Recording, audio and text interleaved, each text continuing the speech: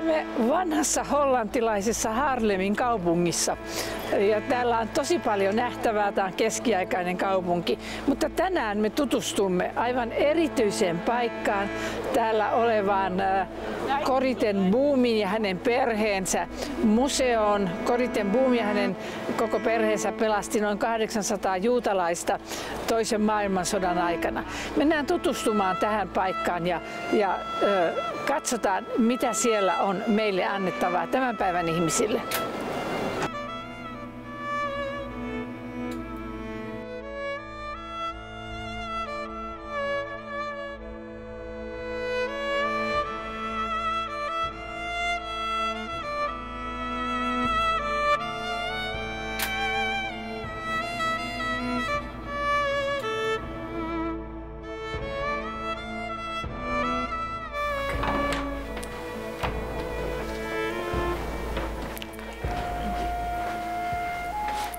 Hello, you're very welcome. You're very welcome to be here in het huis van de familie ten Boom, in the house of the familie ten Boom in Haarlem. My name is Maaike and I will tell you the whole story of this beautiful family who has helped over more than 800 people during the Second World War.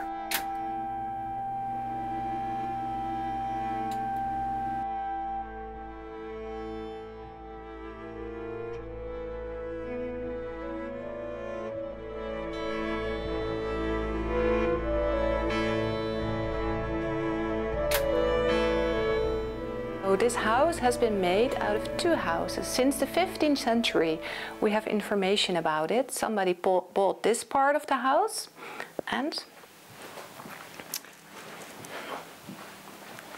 the whole other house next to it and put it a ship's mast in the middle and built the stairs around it. This house was an excellent hiding place during the Second World War.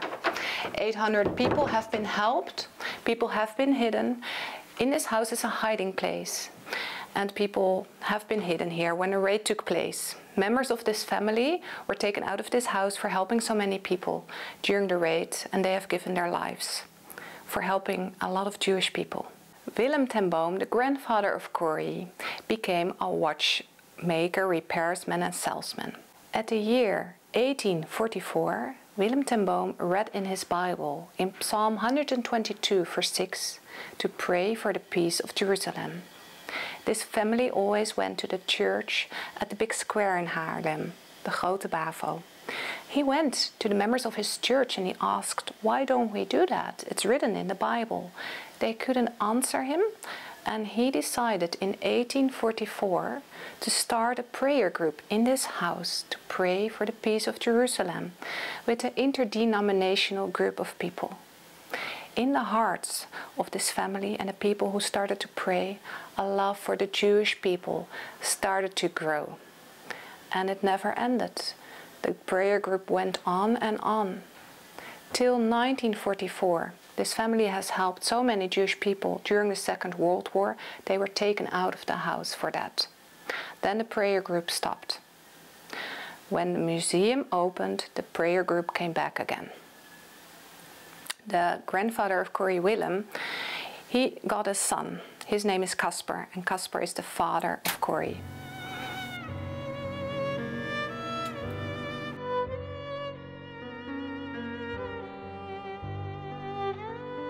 Caspar ten Boom became, like his father, also a watchmaker and repairsman. He opened a store in Amsterdam, in a Jewish area. He married Cornelia. They got 5 children in total. Betsy, the oldest. Willem. Another child was born but died at early age. And then Corrie was born. Corrie is the youngest. And she was born a month too early. She looked blue. The doctor said she doesn't have a chance to survive. Corrie became very healthy. She became the oldest of this whole family. She became 91 and she died at her birthday. A Jewish saying is that if you die at your birthday, you have had a very blessed life. But we in this museum tell all people that her life is a blessing still for so many people, as you will hear through this whole story of the familie ten Boom. Because the mother of Corrie had been a kindergarten teacher, she found it important to observe her children and to talk with her children. In that time in Holland, actually children should not be seen or heard. So these children of this family had a different, a healthy, a loving and caring upbringing. Corrie had a very blessed childhood.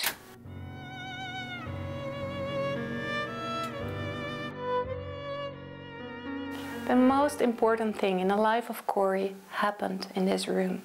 At the age of 5, she was playing with her dolls and she was doing a little game. Knocking on the door, her mom observed her. She kneeled down to Corrie and she said, "Corrie, there's also knocking somebody on your door." And Corrie thought, "Oh, mommy wants to play with me." And then her mom said, "It's the Lord Jesus. He wants to come in your heart. Do you want to invite him in?" And Corrie remembers that she became so happy of that question. And together they prayed. And since that day, Corrie started to fiercely pray for people in need, like the people in this alley, the drunk men, also the poor families.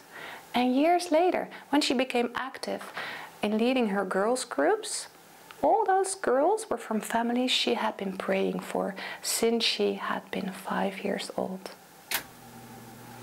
When the grandfather of Corrie, Willem ten Boom, died, his son Casper could take over downstairs the watchmaker shop, and later he could buy the whole house.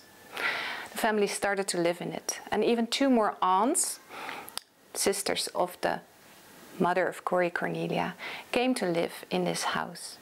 So now they had a mom and 3 aunts, 4 moms that needed a lot of prayer sometimes to keep the peace. One of the aunts was called Tante Jans, and she lived in this whole room.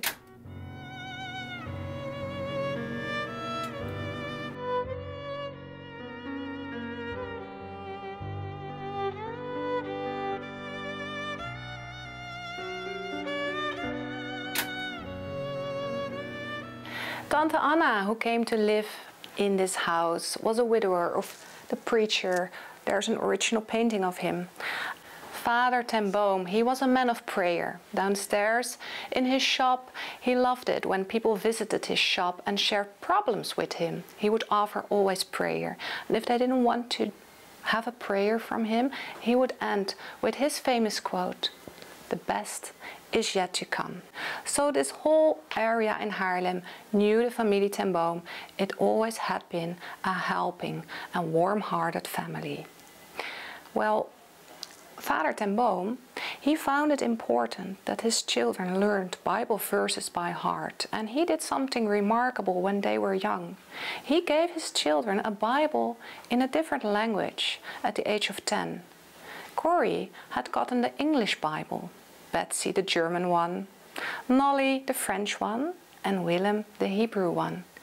Father ten Boom could not have known that 40 years later, Betsy and Corrie would be sent to a concentration camp in Germany, where they could use English and German language to encourage all women there. And later, after the war, Corrie went to travel all over the world, and she already had learned English since the age of 10. The son of Casper didn't become, like his father and grandfather, a watchmaker. He wanted to study theology. Father ten Boom was so grateful for that. And in the year 1925, Hitler was writing Mein Kampf in prison. Willem ten Boom was aware of the dangers of the upcoming fascism, and in the year 1926 he was sent to Germany to do research and write a dissertation about it. This is Willem. When he came back, he came to his family. He warned the whole family that they should be ready to help all Jewish people when they would come and flee from Germany, to help them. He had warned his family. In a way, they were prepared. Corrie grew up. She became the first female watchmaker of Holland.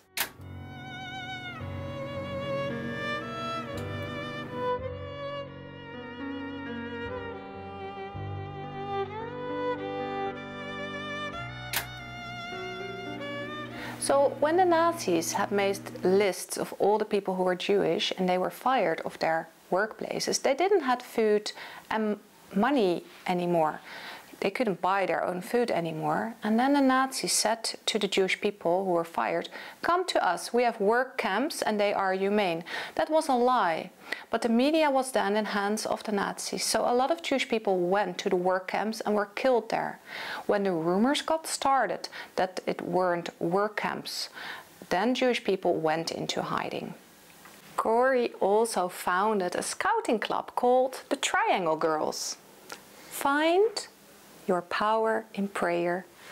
A lot of girls entered her clubs. She already knew now so many girls in Haarlem and also their parents. So when the war came, she could work together with a lot of these girls and the parents of these girls. So this house looks, from the window you can look at the alley here, the Schoutensteeg. This alley actually ends where the old police station has been seated. So the Nazis were actually walking around here. And also there this street ends where the big square is, where the Nazi mayor's office had been. So they took a big risk in helping a lot of people. Corrie had been working in the shop downstairs. Her sister, Betsy, stayed unmarried just like Corrie. And when the aunts had passed away and her sister Nolly and her brother Willem moved out, only Corrie, Betsy and father Willem, they lived in this house. They had so many rooms left and they prayed what to do with it. And then they took in a lot of missionary kids. The parents went abroad and the children had to go to school. Sometimes 7 teenagers in this house from different families, also that needed a lot of prayer. But they all loved the very kind and loving eyes of Father ten Boom. They had such a joyous time here together. They were very blessed. And all the beds for these children were already in the rooms. So when the war came, this family was so well known for always having helped people and having those missionary kids in the house that they did not have to remove all the beds. And that's why they were also able to help so many people during the Second World War. Well, and then the war came, the 10th of May 1940. Hitler wanted to form a Third Reich and he wanted it to be included out of an Aryan race. And for example, he didn't want Jewish people or people from a gypsy background in it. He wanted Holland to join. Holland wanted to stay neutral. And then Hitler attacked Rotterdam, a city full of civilians. And at the beginning, there was also some bombing going on above the house of the Familie ten Boom because we live very close by Amsterdam Airport, Schiphol.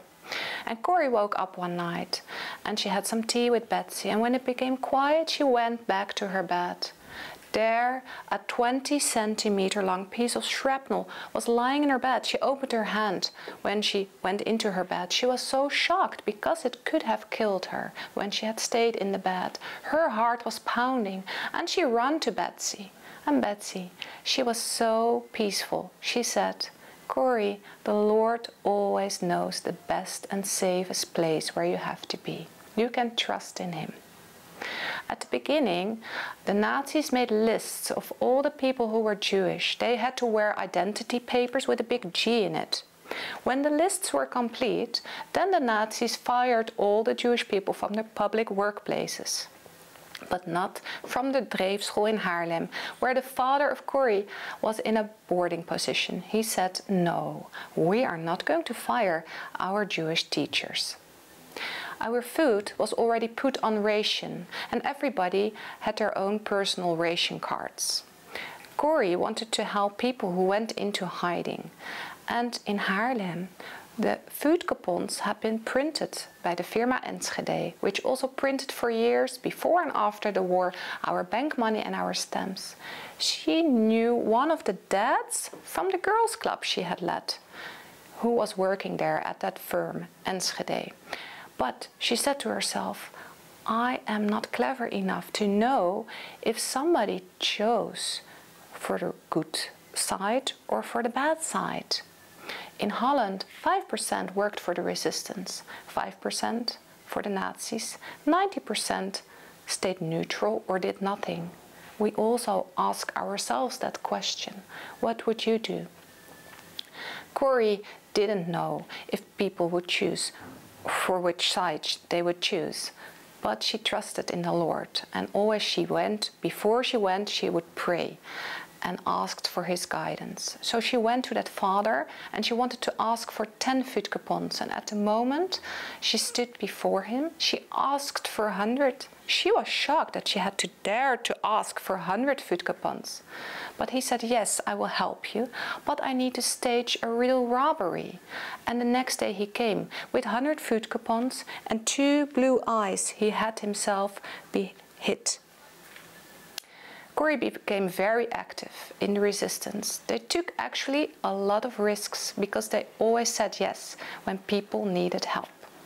And if I'm telling this story to you, I can sometimes think about myself, will I be so kind and loving and strong like this family has been? And I'm so grateful that Corrie in one of her books describes this. When she was younger, missionaries visited her parents. They had heroic stories of what they had done together with the Lord in Africa. And then she thought, oh, I can't do this. And she felt bad about herself. And she told it to her father, and her father said, well, Corrie, we often travel to Amsterdam by train. When do I give you your train ticket? And Corrie thought, at the moment, I need to show my train ticket to the conductor. You give it to me, Daddy. And her father said, yes, at the moment you will need strength and love and courage. The Lord will give it to you. And that is what happened throughout this whole story of the Familie Ten Boom. Well, the first person that went into hiding in this house was actually not Jewish.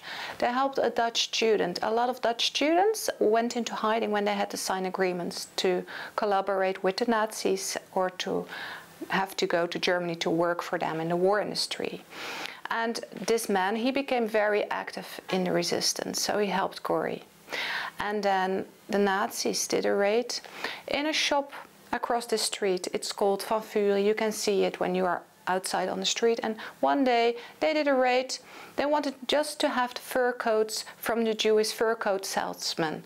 And Corrie saw that he was screaming at the Nazis, and she thought that's dangerous to resist to the Nazis. And she took the man in the shop. She gave him some coffee and said, shall we find you a safe place on the countryside? And he said, yes, please. He was the first person that was helped by them. And the next day, in the shop downstairs, people came for help, because this family always had been known to be trustworthy and helpful. But since they helped the first Jewish person, Jewish people knew they could go to the people here for help. And they became very active in helping Jewish people. They also had some Jewish people permanent in hiding. For example, Mossel Meyer. He was a chazan, a singer of the Jewish synagogue. He loved to sing. You see here the piano. It's put originally at the place where it was standing during the Second World War. And sometimes he couldn't help himself. He would sit behind the piano and sing very loud Jewish songs. The neighbors complained and said, Corrie, we hear Jewish songs coming out of your house. That's so dangerous. And she said, well, sometimes people in hiding are just like little children. They won't listen to me.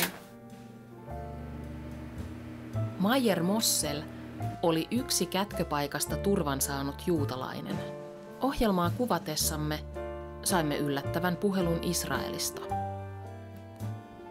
Linjan toisessa päässä Maierin nyt jo 95-vuotias lähisukulainen kertoi meille, kuinka kiitollinen hän oli Ten Boomin perheelle setänsä pelastamisesta. Maier Mossel toimi sodan aikana synagogan kanttorina. Näin Corrie Ten Boom kirjoitti hänestä kirjassaan Kätköpaikka. Kyseessä oli juutalainen, jonka koko olemus, kasvonsa, hänen vaatteensa, vieläpä ryhtikin olivat kuin jonkin huvinäytelmän juutalaisen. Hymyilevä, hoikka noin 30-vuotias mies, jolla oli ulkonevat korvat ja sangattomat silmälasit, kumarsi keikarimaisesti. Pidin miehestä ensisilmäyksellä. Näin Amsterdamin synagogan kanttori tuli Kätköpaikkaan vuonna 1943. Hän ilahdutti kaikkia huumorillaan ja hyväntuulisuudellaan, huolimatta vaikeista oloista. Mayer oli 5-henkisen veljessarjan nuorin. Hänen lisäkseen vain yksi veljistä, Zadok, selvisi hengissä Bergen-Belsenin keskitysleiristä. Samalla leirillä oli myös 3. veli, jonka lapset selvisivät sodan loppuun asti. Yksi näistä lapsista kertoi nyt puhelimessa oman perheensä matkasta Israeliin ja uuden elämän alusta. Kaikki muut perheenjäsenet murhattiin. Mayer oli yksi niistä 7 henkilöstä, joita Gestapo ei löytänyt salaisesta huoneesta monen tunnin etsinnän jälkeen.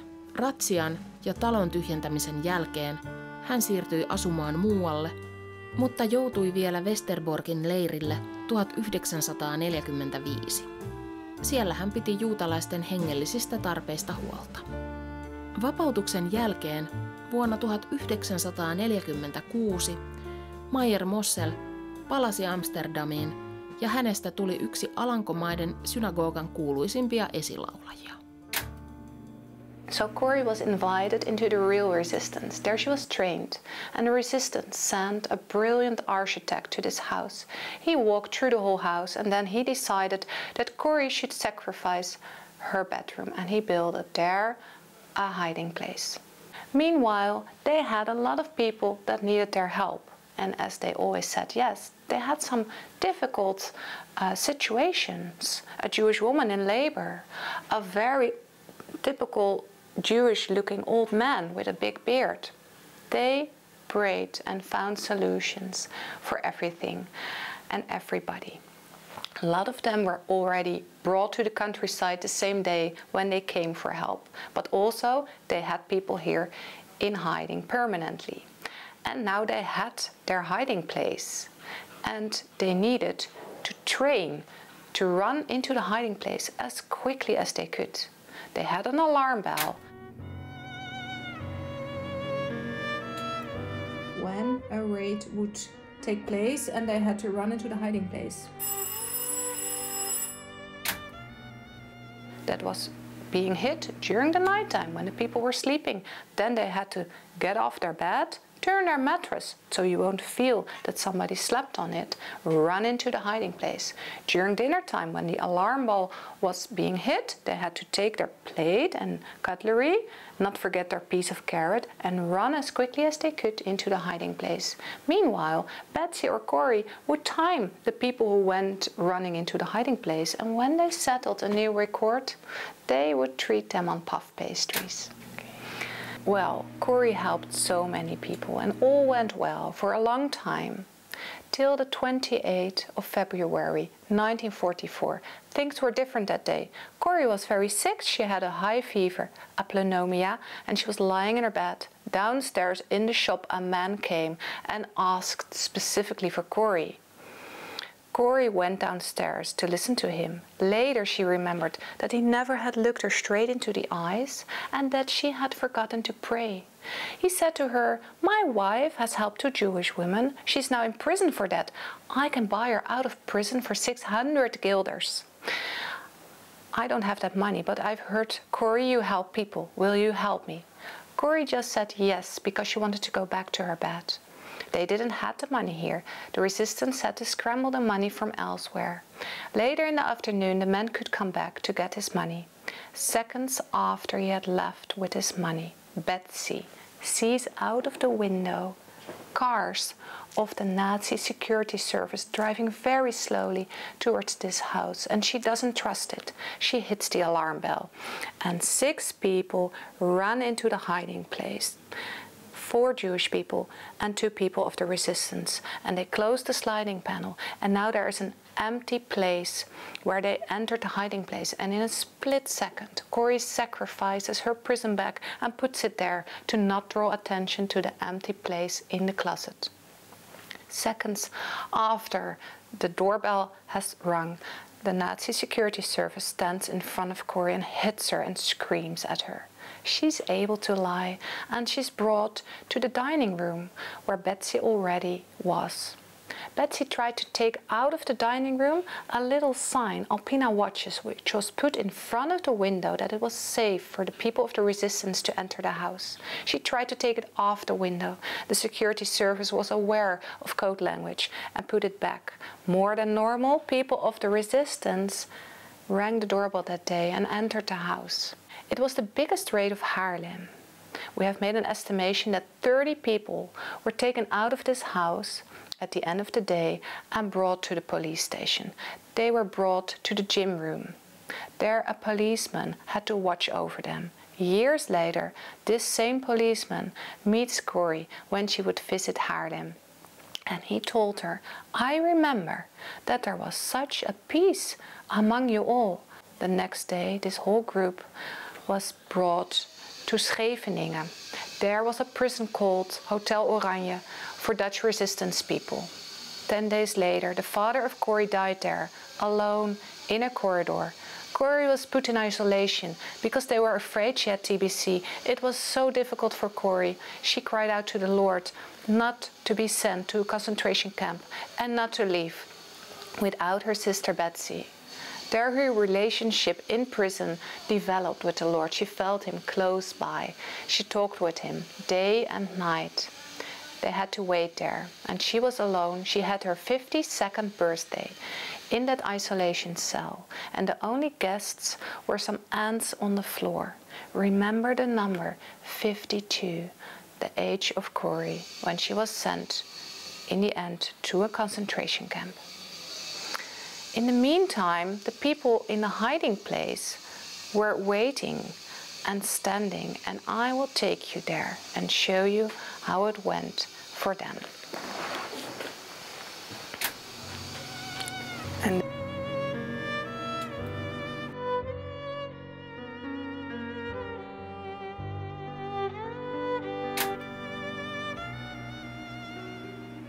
this had been the bedroom of Corrie. And when the resistance had sent the architect who walked through the whole house, he had decided that Corrie should sacrifice her bedroom and he would build a hiding place in her bedroom. He built a new wall in front of the existing wall. Bricks were smuggled in, brick by bricks, by coats, and put into a big clock. That architect also built a cupboard next to it, which had an opening from the ground up. There you could enter the hiding place, because he was very clever. He had taken away the carpet and he had sawed through the wooden floor and let that brick wall sink in deeper. So when the raid came and the Nazis, they searched and stripped everything. They took away the carpet, but this really looked like the real wall, and that's why they never kicked in the cupboard. The bed of Corrie was here. And remember the prison bag that she had already packed. In a split second, she sacrificed it and put it here, because otherwise this would have drawn way too much attention when it had stayed empty. This is an original picture of the bedroom of Corrie, where you see that somebody is being helped out of the hiding place. It had been taken by the Dutch student who lived in this house. Because he had taken so many pictures, we were able to redecorate the house completely like it looked like during the Second World War time. Fortunately, he had given his camera with the photo roll to his girlfriend, so it was not found in the house when the raid took place. That's why this whole story had been able to be told and shared like this was. Because the Nazis, they searched the whole house, they stripped everything. They didn't find the people in the hiding place, but they found something else. They found much more food coupons than were needed for Corrie, Betsy and her father. I will show you where they found it. Here they hid food coupons, much more than were needed for the 3 people. The Nazis found them. That's why Betsy, Corrie and the father of Corrie stayed prisoned, because they were found in their house. They didn't find the people in the hiding place, and in the meantime the people in the hiding place were standing in the cold. It was cold, it was February. They only had a tin of cookies like this. They had forgotten to fill the water that day because Corrie was ill. She was lying in her bed. They had a toilet. This is not the original one, but they used it as a toilet and it had fallen on them. And they were standing here, the 6 people, and they waited. And when it became quiet in the house, actually they wanted to leave the hiding place. Fortunately, one of the men who was standing in the hiding place was called Reinhard Siertsma. He was active in the resistance, and he was aware that the Nazis had put a trap, that if it became quiet in the house, that wouldn't mean that they left, and that was true. The Nazis were so certain people must be hidden in the house, they sealed the house and put 2 Nazi policemen on guard, and they said, we will wait till either people will come out of their hiding place or they will starve to death. They had to wait and wait. 47 hours the people had to stand here in the cold. The toilet had fallen on them, it smelled. But then the 2 policemen came and they said, Reinhard Siertsma, het is veilig. Reinhard Siertsma, it is safe. And he opened the sliding panel. And he and the other resistance men, they fled through the roof of the neighbors. And the 4 Jewish people, they were washed and fed and brought to the countryside and given a safe place. Meanwhile, Corrie was in prison in Scheveningen, but she was able to receive a postcard from her sister Nolly, who was imprisoned.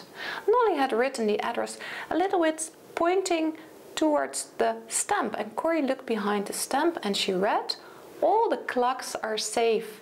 That was their secret code language. She realized by all clocks are safe that all people in the hiding place were safe, and she thanked and praised the Lord for that.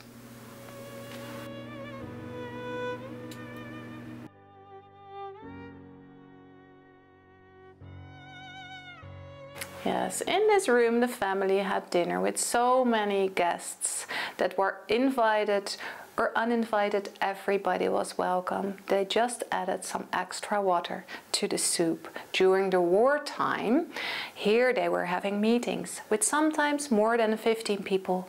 And then one day, the head of a window cleaner popped up and looked inside and saw 15 people having a meeting.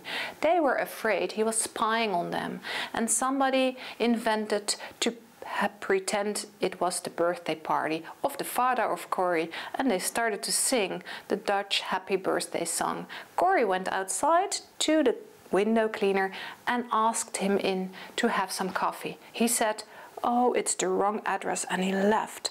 And after that, this family had been betrayed. He had been spying on them. And when the raid took place, all the people were brought to this room, and in this room, here the secret sign still is, that was put in front of the window, that it was safe for the people of the resistance to enter the house when it was showing in the window. It was the brand of the Alpina watches. Betsy tried to take it out of the window, but the security service during the raid was aware of secret codes and put it back. More than normal, people of the resistance entered the house. But as I mentioned before, the brother of Corrie, Willem, was also in the house leading a Bible study group. And later, when this whole group of 30 people was brought to the police station, there were Dutch policemen working secretly for the resistance, and one of them said, is there anybody who needs to use the toilet?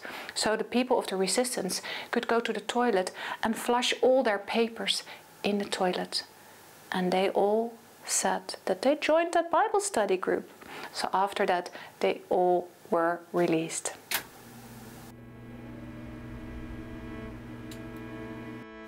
Well, we are now in the exhibition room, the old bedroom where the girls had slept during the wartime. And I will tell you more of what happened to Corrie and Betsy, because they were imprisoned in the prison in Scheveningen.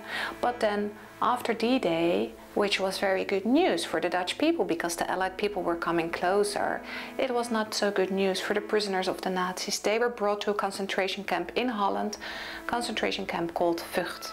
And later they were brought to a dark concentration camp in Germany, Ravensbrück. Well, you remember that Corrie, when she had put in isolation, had prayed not to leave without her sister, but also not to be brought, please Lord, to his concentration camp. And then Betsy and Corrie were brought to the concentration camp in Holland called Kamp Vught, but there they were reunited. They were together again, and they were filled with joy and hope that they were together. Corrie had gotten a little pocket Bible from a sweet nurse, and Betsy said, "The Lord has brought us here. He has sent us here to be a light among all these women who are living in despair. We are going to tell them that the Lord loves them and that the best is yet to come." And they started in their barack a prayer group, and they shared messages of the gospel of hope, and it became a very blessed place of light. Corrie and Betsy thought they would be free in a week. And yes, the Allied people came closer and they delivered parts of Holland, but then the Nazis shot all the men in the concentration camp Vught. And all the women were pushed into cattle bars, as you can see here, and driven deep down into Germany to a concentration camp called Ravensbrück. The pictures you see here are taken from the movie The Hiding Place. Corrie and Betsy entered the concentration camp where the guards had gotten a training in cruelty. They first were very much humiliated. They were undressed, they had to walk around naked, had to take a cold shower, and then wear dresses of dead women. And Corrie so wanted to bring her little Bible with her, but she took it and it was showing under her dress, and then all the Nazis were searching the woman who entered the camp. Corrie started to pray, and just before they wanted to search her, a woman in front of her gets a seizure, and Corrie can pass with the little Bible. She and Betsy are brought to their barack. There, Lice and Flea jumped on them when they entered their barack. Corrie was not amused, and Betsy said, "We are going to thank the Lord tonight in all circumstances. We are even going to thank him for the lice and the fleas." Corrie did not agree, but Betsy did that. And there in that barack, they also started to share the message of hope and love of our Heavenly Father. And so many women there came to faith, and it became such a place of peace, as you can see here on the picture. And never a guard entered to stop them. Later they found out that was because of the lice and the fleas. Betsy was also aware of that they should keep on caring and sharing for others. In this place, it was very cruel. Betsy said it feels like pits of hell here because they got very little food. Sometimes even no salt in the food. And when you are already slowly dying from hunger and there's no salt added to your food, you can feel so terrible. They really had little sleep, and they had to stand on a roll call for hours in the cold. And Betsy said, "We won't choose the best place. We keep on the outside to bless others, to love others." Here Betsy's being hit because she couldn't work that hard. Betsy was older than Corrie and she was slowly dying. And actually Corrie wants to hit the guard back for hitting Betsy. And Betsy says to Corrie, with her last powers, "Corrie, don't hate, only love." A miracle happened there. Betsy had a little bottle of vitamin D drops. And Corrie wanted to keep Betsy with her as long as possible, so she didn't want to share those drops with the women around her in the barack. And Betsy said, "We keep on sharing," and it never emptied, just like the miracle of the widow in the Bible. And then one day a sweet nurse came. She had a brown bag filled with vitamin B pills. And the next day the bottle was empty because the miracle wasn't needed anymore. Betsy and Corrie, they felt every day was worse than the day before, but there, Betsy described it as pits of hell. They felt that the love of the Lord was bigger still. And one night, Betsy woke Corrie up. She said, "I've had a dream of the Lord, listen to me." And Corrie listened. Betsy said, "We both will be free in the new year. And then we will get a big house, wooden floors and a lot of rooms, and we will help people who don't have family and housing anymore. And there we will tell them that to restore from all the dark things that happened to them, the key is to forgive the people who did that. And we will let them work in the garden. We will also go back to Germany, and there we will rent barracks, we paint them green, hang flowery baskets, and take care of all the people who have been hurt in Germany. And after that, we will travel all over the world, and we will tell about our experiences here. We will tell about forgiveness, and we will tell about the love of the Lord. And especially, we will visit prisoners, and they will listen to us, and they will believe us, because we also have been imprisoned here. And Corrie listened to Betsy, and a couple of days later, Betsy dies. Corrie doesn't understand anything anymore. She had prayed not to be sent to a concentration camp, and also not to leave without her sister Betsy. Then another miracle happens. I want to show this to you. It's an Entlassungsschein. Corrie was standing on a roll call. Her number was being called, and she gets releasement paper. She is being released out of Ravensbrück. There she stood in front of the administration desk. She dares to ask this question: what about my sister Betsy? Because she found out that they didn't know she already had passed away. And the Nazis said, "You raus. Your sister has to stay here." And if Corrie would have left this camp, and knowing that her sister would have still been alive, she said to herself, "I would have been tormented each day that I would live in freedom."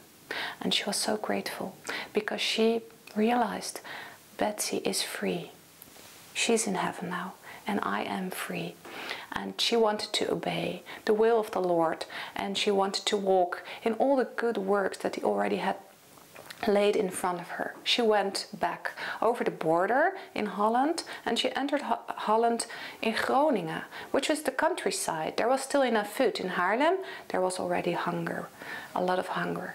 And Corrie, of course, her body, it was very much damaged, and she was brought to a hospital, and there one of the nurses was one of the girls from the girls' club she knew from Haarlem. So a friendly face took care of her. And when she was strong enough, she came back to this house without her father, without her sister.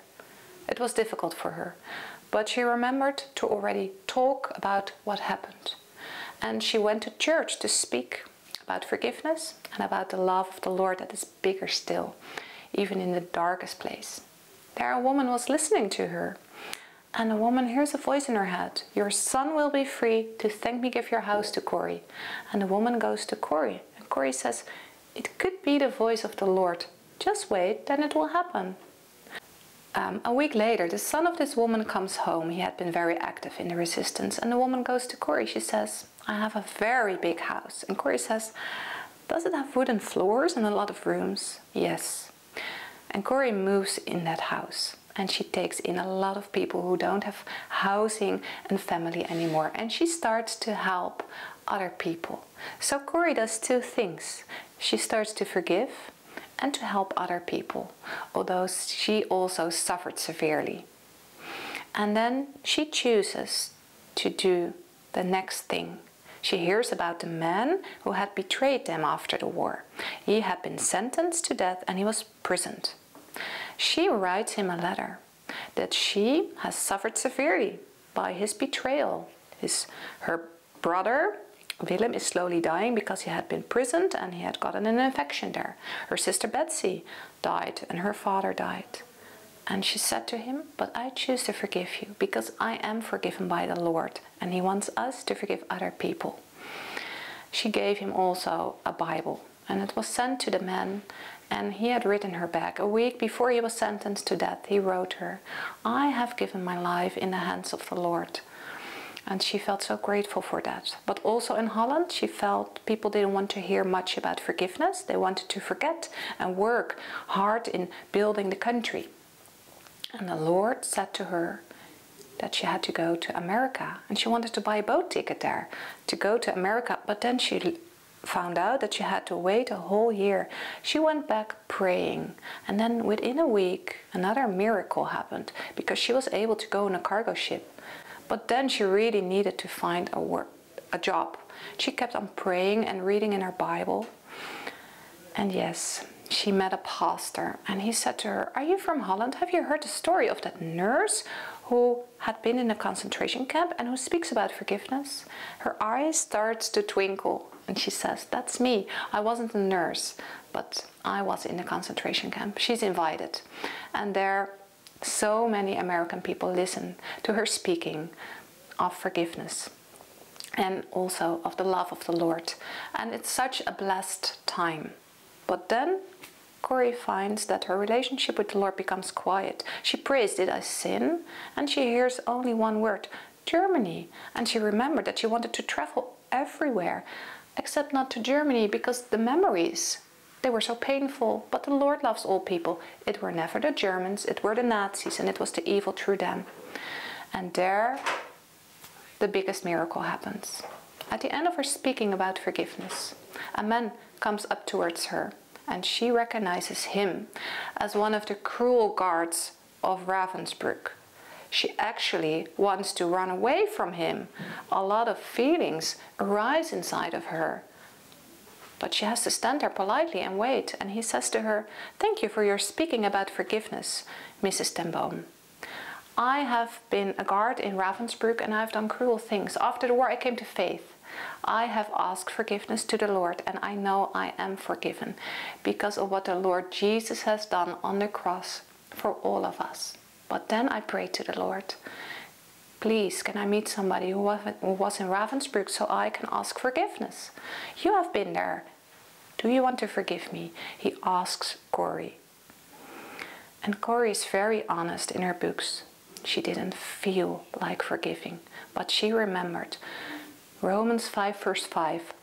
The Lord has poured His Holy Spirit out in our hearts. He will do it. And we have to choose to forgive. So almost mechanically, she sends her hand to the man. And at the moment they shake hands and she speaks, "I forgive you." Inside of her heart, a warmth releases her from all the dark feelings and the pain and the bitterness, and it's such a moment of joy and love, and the man feels it too, and they laugh.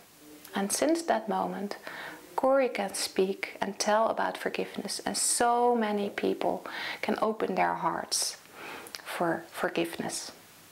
And later, Corrie loves to travel to prisons, dark prisons in Africa, where she sometimes has to write her name on a contract that she might not leave this prison alive because it's too dangerous. And then when she stands in front of the group of very angry looking men, she sometimes is shocked, and then she says to the Lord, "I can't do it." And then the Lord, with his silent whisper, says, "That's true, but I can." And through Corrie, He can do so many miracles that so many prisoners come to faith.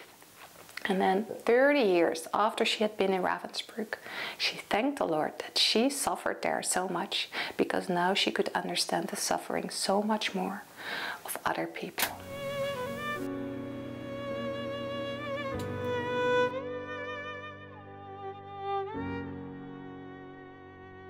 In Jerusalem, they have a monument, Yad Vashem, for all the Jewish people who were killed during the Second World War. They also have a place called the Garden of the Righteous Among the Nations. There they plant trees for people who were not Jewish, but who gave their life for the Jewish people during the Second World War. It was also given to Corrie and her family, and it was planted by Corrie. The tree died at the same year that Corrie died, but it has been replanted and it flourishes very well at the moment. Corrie wanted to have her own house in America, but the Lord made her travel to all nations. She went together with travel companion ladies, but when she became very old, then she got her house in America, and she called it Shalom. It had hummingbirds and orange trees. Still, she kept on working and speaking.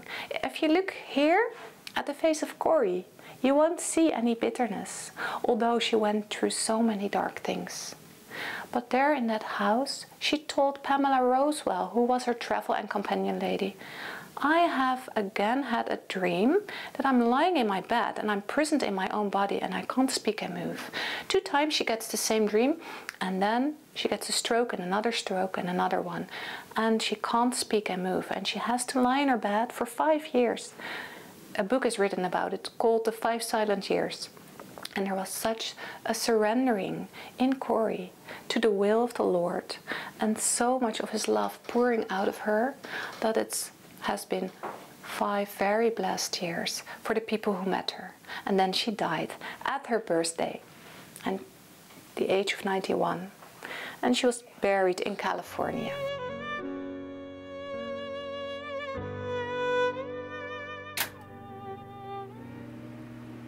So this was the menorah the Jewish people who were in hiding could use for their festivities. And this had been the Bible of the Familie ten Boom.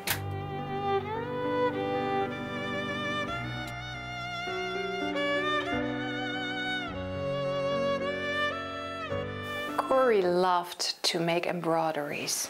There you see an original one, very Dutch. This is also an embroidery that she had made. You see a picture of Corrie holding it. She holds the behind side of the tapestry. She shows it always first because she has a poem that belongs to it. Would you like to read this poem for us? Okay. Only the first part, that's... Yes, okay.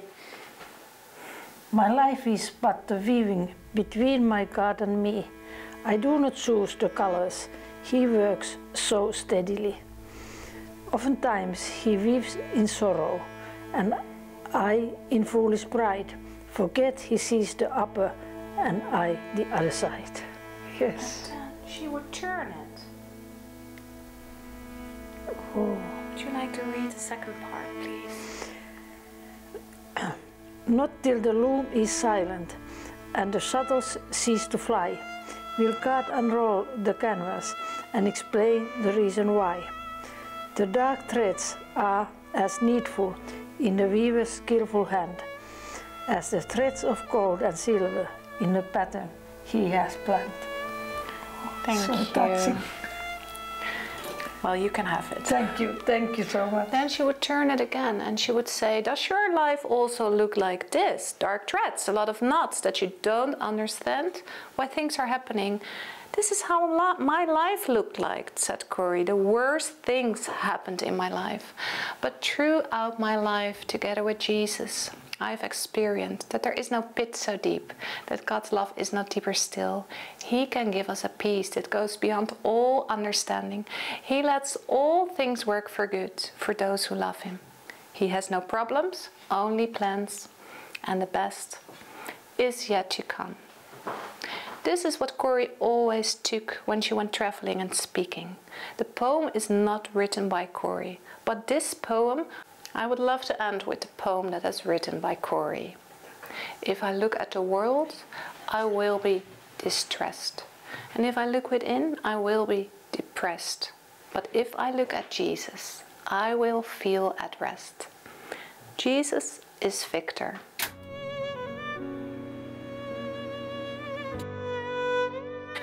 We finished the tour in the old original watchmaker and repairsman shop of Vader ten Boom, as you can see him here. And also it has been made into a bookshop now, and I want to introduce our director to you, Frits. Hi, I'm glad to meet you. Very well. And yes, we have here a very nice bookshop. And also we have some books about Corrie ten Boom, and you with Hebrew tell what's Corrie's opinion about forgiveness. And you know that's a very important issue of Corrie, and this is a hiding place. So thank you, Frits, for inviting us. It has been really a pleasure and a blessing to be here, as well as Maika. Thank you for your excellent guiding. Welcome. It has been really, really touching day to day to be here in Haarlem in this museum. Thank you for both of us, and God bless you. Okay. Further. God bless you too.